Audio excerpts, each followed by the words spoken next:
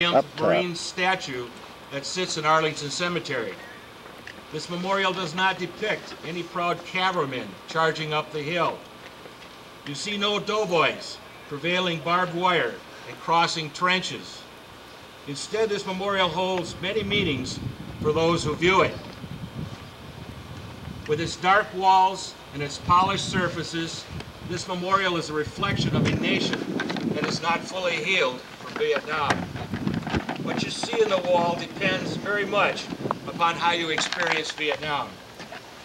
For those who lost loved ones in Vietnam, this memorial is a healing stone. It is a chance to run your fingers over the names of a son, a daughter, a brother or a sister, a friend, or a neighbor.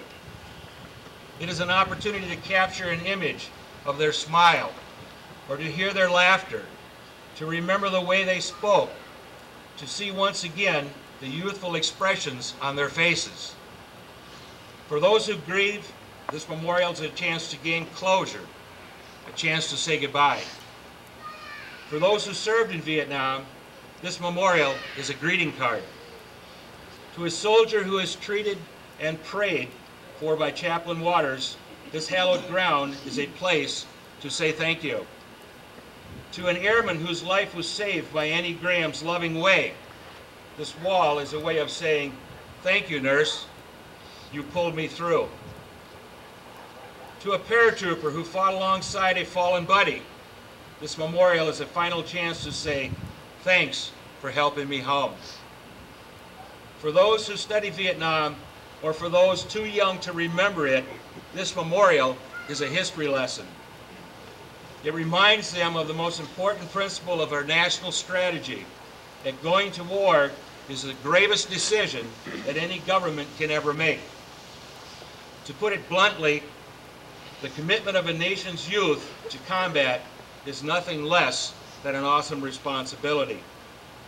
For the American experience in Vietnam, we learned that clear values make clear goals, attainable objectives, and established time frames, of the importance of having the best equipment and the right training, of the absolute necessity of having a full support of the American people anytime our young men and women are asked to fight.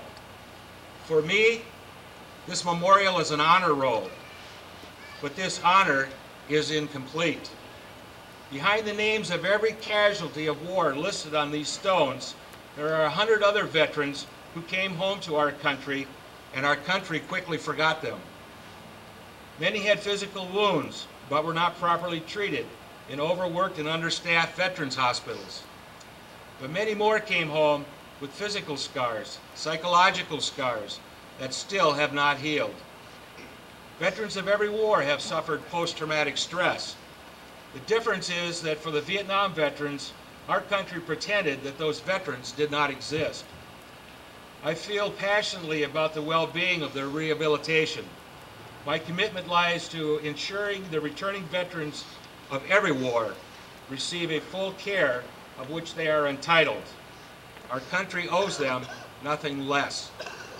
I hope that you all feel the same way. I conclude with an interesting note. The Vietnam War Memorial is visited by more people every year than any other American historical site, and that includes the Lincoln or the Jefferson Memorial, or even the Washington Memorial. In the words of Adrienne Rich, it is only a great public moment that allows the holes in the heart to be filled with the nation's grief. As we honor the names of our fallen countrymen engraved on this ebony marble, I want to thank everyone who has participated in bringing this national treasure to Wisconsin. And to everyone who still grieves for someone lost in Vietnam, I sincerely hope that you have the peace and the comfort today in the company of good friends and neighbors. Thank you all for attending today, and God bless the United States of America.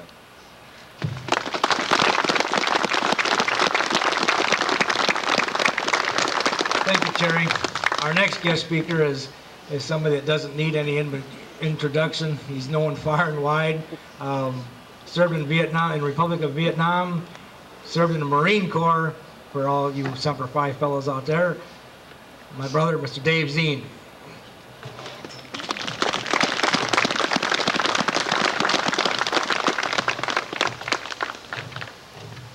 Thank you very much. God bless each and every one of you for being here. Thank you for remembering those on the wall and all the stories that they have to tell. They are alive and well. There's a thing called spiritual transcendence. Thanks to each and every one of you, especially the Gold Star families. But thank you for being here. Just so you know, Vietnam is not over. Vietnam is here. September 11th, 2001 is not over. It's still here. Our flags, can they be fanned out up here, those people holding flags? The bravest of the brave are behind us. The fiercest of fierce are behind us. Heroes and heroes, heroes upon heroes are behind us. Those flags, please come up here. For those who have served, suffered, and sacrificed, the sight, sounds, and stench of war can never be forgotten. I just want to see how many veterans here, guards, reserves. Raise your hands. I want to see how many veterans are here. Come on. Give them a big hand for being warriors.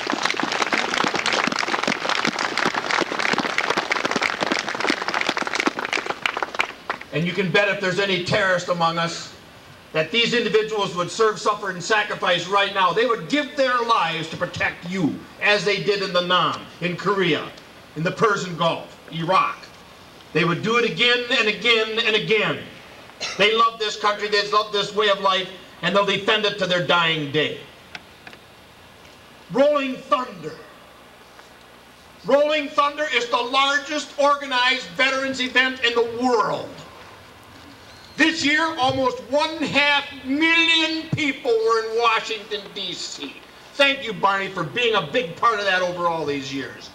Motorcyclists, a lot of bikers among them. They're the ones that started it, and they're the biggest part. But they have a lot of people that just come to watch. There is no other veterans event in the world as large, year after year after year.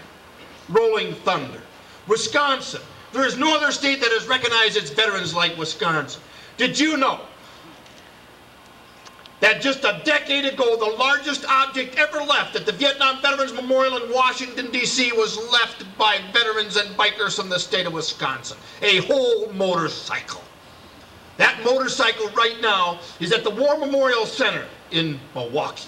It's the largest, most beautiful object ever left at the wall. And then just 5-6 years ago, 4 stones were taken. And everywhere that bike goes, those 4 200-pound stones.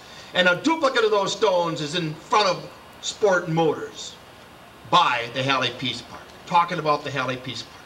There's the chairman of the Halley Peace Park, Terry Giordano. That flag he's holding was flown on September 11, 2001. Like I said, our lives will never be the same. These other flags, where's Tony? This flag's got to be held out, the Civil War flag. The United States flag. The new United States Flag Code of 1974 says, our United States flag is a living thing. It has a spiritual transcendence that connects all those who ever lived, loved, honored, and cherished freedom, even before the Great American Revolution, even including every single person on that wall. Spiritual transcendence. This is the Civil War flag of Old Abe. Other flags. The first flag of our country, the Don't Tread on Me, there's several versions here. In 1754, Benjamin Franklin said, we compare ourselves to this creature which will not strike unless it's molested. Once it's molested, the results are swift, silent, and deadly. Let no one tamper with our way of life. Spiritual transcendence, we can't explain it. Those men and women on the wall are alive. World famous physicists now are becoming Christians. They're saying it couldn't have happened just by Darwin's theory. There's something out there. It's called God. It's called Bible. It's real. World famous physicists today are saying spiritual transcendence. The human soul has color and it has weight. Kirlian photography, we've known about Kirlian photography, taking pictures of the lights around your body for 35 years. at the speed